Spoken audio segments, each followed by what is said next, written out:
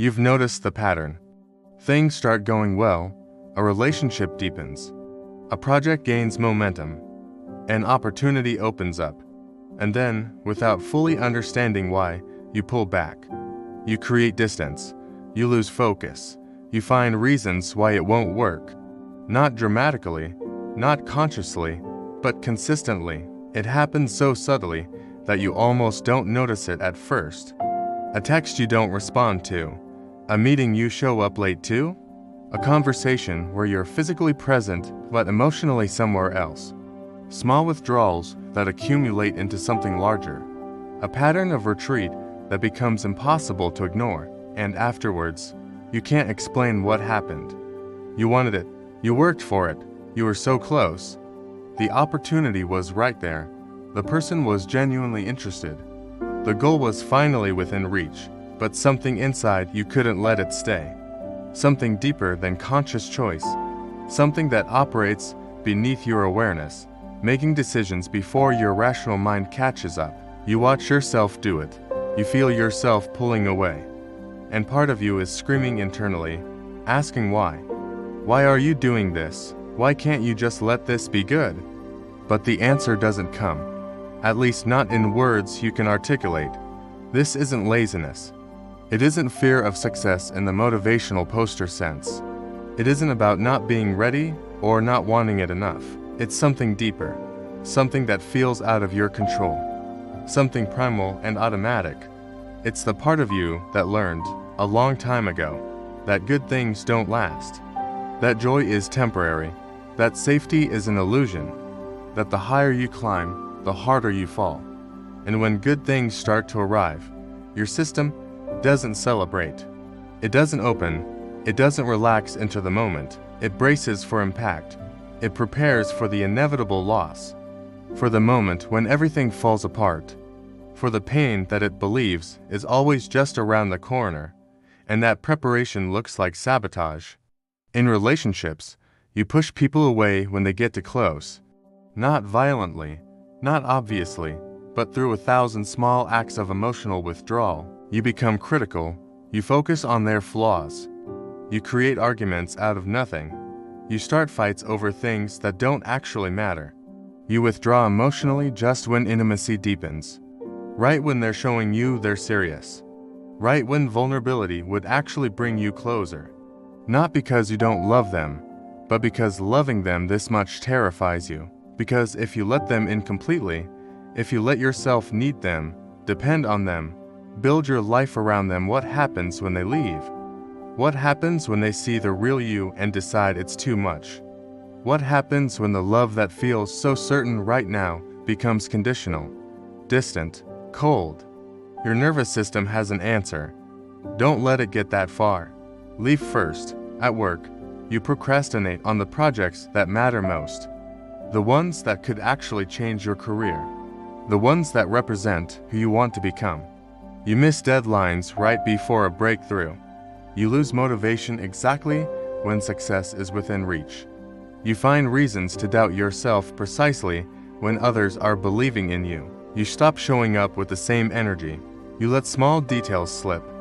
You make careless mistakes you wouldn't normally make. Not because you're lazy, not because you don't care, but because succeeding means you'll have something to lose. It means you'll be visible. It means expectations will rise. It means the stakes get higher, and higher stakes mean greater potential for failure, for disappointment, for proving that you are never really capable in the first place.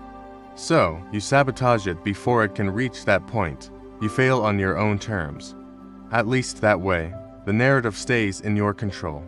In your personal life, you abandon routines that are working, the morning ritual that was helping, the exercise habit that was making you feel strong, the creative practice that was bringing you joy. You stop therapy right when it's helping, right when you're getting to the difficult parts, right when the real work is beginning.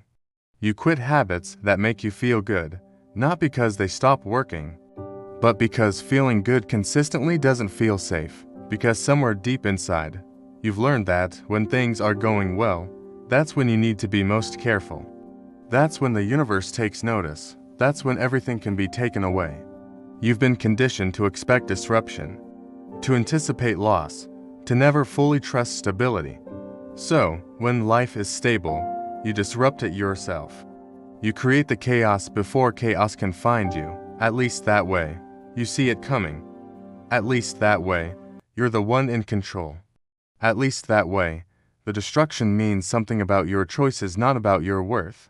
There's a level of good you're comfortable with. Not consciously, but your nervous system has a threshold, a baseline of okayness it recognizes as safe. You can handle struggle, you know how to function in stress. You've adapted to instability. But when life exceeds that baseline, when things become genuinely good, something shifts. Your body doesn't recognize it. It doesn't feel like home, because home, for you, wasn't built on safety. It was built on uncertainty, on waiting for the other shoe to drop, on the quiet understanding that comfort is temporary. So, when comfort arrives, your system doesn't settle into it. It scans for danger.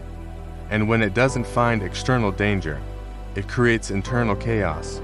You pick fights you don't mean. You withdraw emotionally. You stop showing up consistently, not because you don't care, but because caring this much feels unbearable. Because deep down, beneath conscious thought, there's a belief that's been with you since childhood. If something matters this much, losing it will destroy you. So, you leave first. Most people think self-sabotage about not wanting success. But it's not. It's about what success requires you to believe. That you deserve it, that it will last, that you won't be punished for having it.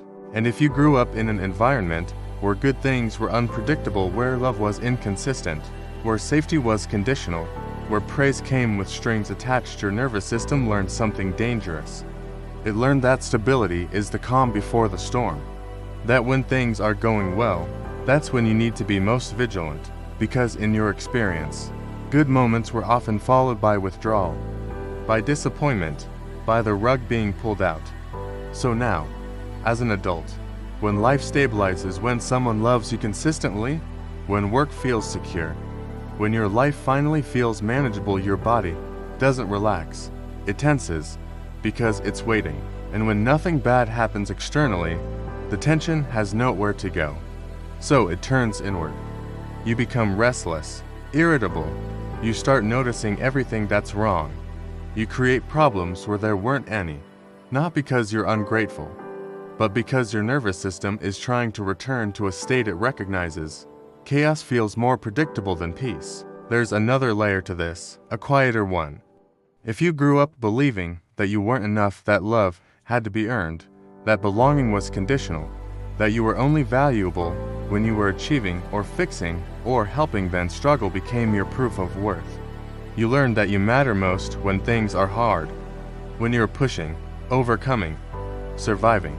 But when things are easy, when you're simply existing and being loved for it, that feels unfamiliar, almost fraudulent, because somewhere inside, you still believe that you're only worthy when you're working for it. So, when life hands you something freely loved without conditions, success without suffering, peace without earning it, you don't know what to do with it. You feel guilty, undeserving, like you're getting away with something. And unconsciously, you start to sabotage it. Not to destroy it, but to make it hard again. Because hard feels honest. Hard feels like something you've earned. Easy feels like a mistake. Let's go deeper. Why does letting good things stay feel so dangerous? Because if you let yourself have it, if you let yourself believe it's real, that it will last, that you deserve it, then losing it will confirm your deepest fear, that you were never meant to have it in the first place. So, you protect yourself the only way you know how. You leave before you're left. You fail before you're rejected. You destroy it before it can be taken from you. At least that way, you're in control. At least that way, the loss doesn't mean something about your worth. This is the logic of a nervous system that never felt safe enough to trust good things. It's not rational. It's protective. And it's been running in the background of your life for years. Your conscious mind may want stability, but your body remembers something different. It remembers the times when letting your guard down meant getting hurt. when trusting something good meant being blindsided, when relaxing into safety meant vulnerability and vulnerability meant pain. So even now, when your life is objectively stable, your body doesn't register it as safe. It registers it as the moment before danger arrives, and it reacts accordingly. Your heart races when things are calm. You feel restless in peace. You create urgency where there is none, not because something is wrong, but because your nervous system is trying to prepare you for what it believes is coming. The crash, the loss, the inevitable disappointment, this isn't a choice you're making. It's a protective mechanism that developed when you needed it. But now, it's keeping you from the very things you want most. Here's what most people miss about self-sabotage. It's not just about fear of the future. It's about unprocessed grief from the past. Every time you destroyed something good, there was a loss. A relationship that could have been, a dream that was within reach, a version of yourself that was emerging, and you never mourned it. Because how do you mourn something you destroyed yourself? How do you grieve a loss that feels like your fault? So, you moved on. You told yourself it wasn't meant to be. You rationalized it as the right decision, but the grief stayed. And every time the pattern repeats, the grief compounds, layer upon layer of unmourned loss, of potential unfulfilled, of connections severed, of dreams abandoned, all because you couldn't let yourself have it. And deep down, you know this. You know you're your own worst obstacle, and that knowing makes it even harder to forgive yourself. You may already know you self-sabotage. You probably caught yourself doing it. You've analyzed it. You've promised to stop. But awareness alone doesn't change the pattern, because this isn't a thinking problem. It's a nervous system problem. Your body learned that safety is temporary, that good things are traps, that letting your guard down is dangerous, and no amount of rational thinking can override that. You can't logic your way out of a survival response. What you need isn't more understanding.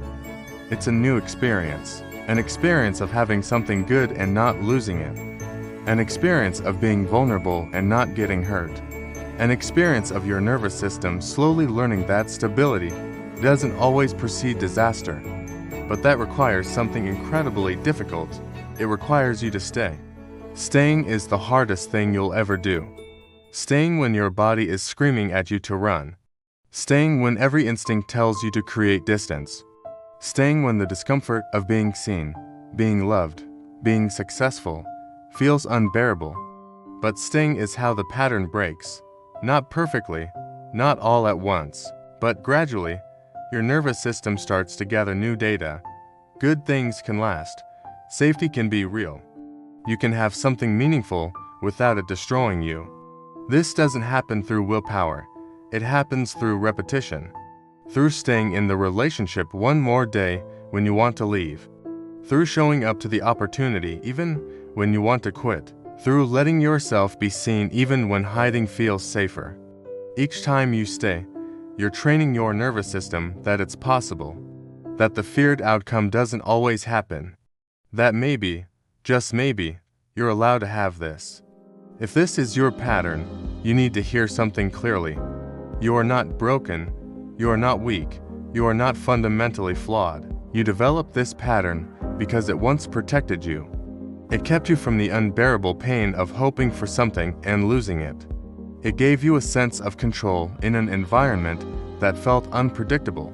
It was intelligent, adaptive, necessary. But what protected you then is limiting you now. And recognizing that isn't about blame, it's about understanding. You didn't choose this pattern consciously. You inherited it from experiences that taught you the world isn't safe.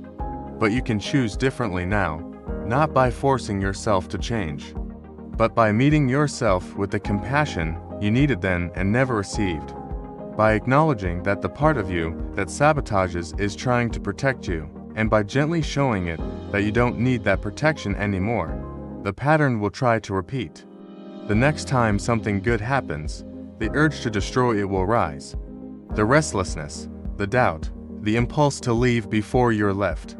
But now you know what it is, and knowing gives you a choice. Not to ignore the feeling, but to notice it without acting on it. To feel the discomfort of staying and stay anyway. To let yourself have something good, even when your body is terrified. Because the truth is this: you survived every single time you've sabotaged yourself.